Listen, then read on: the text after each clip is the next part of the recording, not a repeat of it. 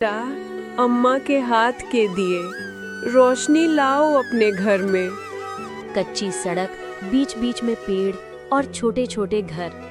अम्मा हर थोड़ी दूर पर रुक जाती। जहाँ कोई घर दिखता वहाँ जाकर आवाज लगाती, ले लो बेटा, अम्मा के हाथ के दिए रोशनी लाओ अपने घर में।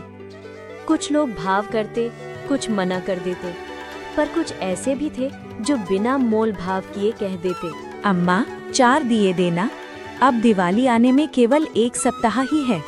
आने वाले सोमवार 20 अक्टूबर को ही दिवाली है। अम्मा, आपके बनाए दियों में सच्ची चमक है। इसी तरह अम्मा बेचते हुए आगे बढ़ती जाती। बूढ़ी अम्मा एक छोटी सी झोपड़ी में रहती थी।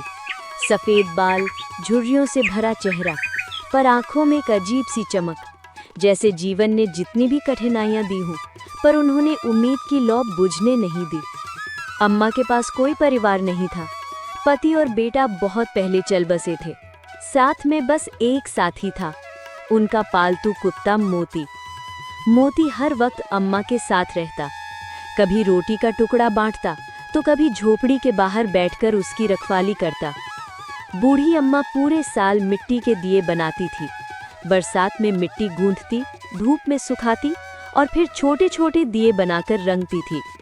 उसके हाथ कांपते थे, लेकिन दिल में एक ही बात थी, जब तक सांस है तब तक मेहनत भी होगी। दिवाली आने वाली थी। गांव में हर कोई अपने घर की सजावट में लगा हुआ था। अम्मा ने भी सवेरे सवेरे उठकर अपने मिट्टी के दियों को टोकरी में रखा, ऊपर एक पुराना कपड़ा ढक दिया और बोली, चल मोती, आज बाजार चले, शायद आज कुछ अच्छे पैसे मिल जाएं। मोती अपनी पूंछ हिलाता हुआ झोपड़ी से निकल पड़ा। गांव से बाजार तक का रास्ता लंबा था। कच्ची सड़क, बीच बीच में पेड़ और छोटे छोटे घर। अम्मा हर थोड़ी दूर पर रुक जाती।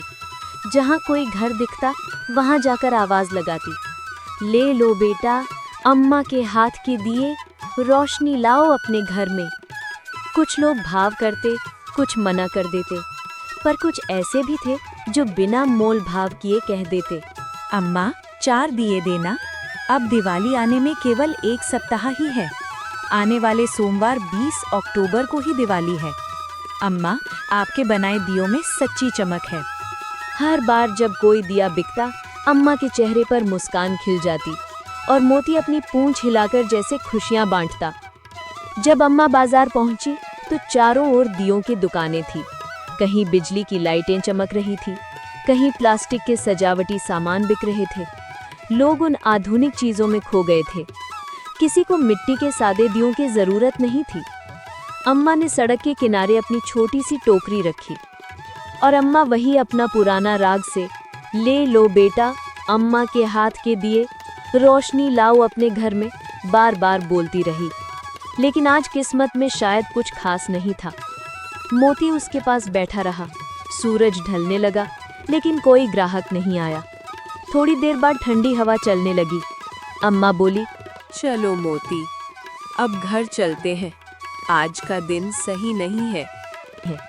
मोती भौंकने लगा, जैसे इशारा कर रहा, थोड़ा देर और रुको, शायद आज भगवान भी हमारी परीक्षा ले रहे हैं।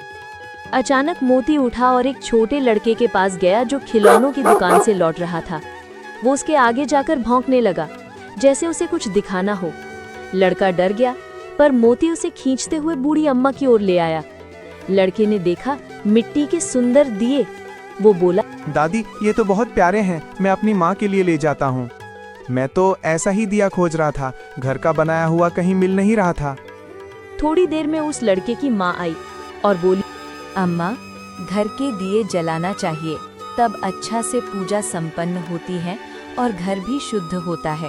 अम्मा, सुना है आपके दिए बहुत अच्छे होते हैं।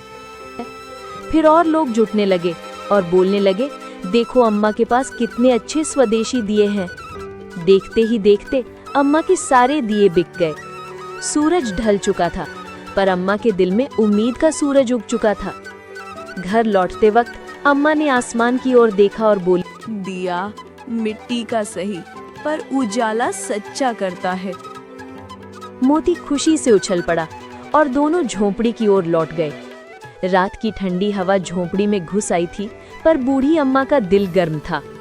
कल के दिन की खुशी अब भी उनकी आंखों में चमक रही थी। उनके बनाए दिए लोगों के घरों में जल रहे थे, कहीं लक्ष्मी पूजन के समय, कहीं बच्चों के हाथों में। अगली सुबह जब मुर्गे ने बांग दी, अम्मा उठ गईं। उन्होंने मिट्टी की थाली में कुछ बचे हुए दिए संभाले, मोती के सिर पर हाथ फेरा और बोली, चल मोती, आज फिर चलते हैं, शायद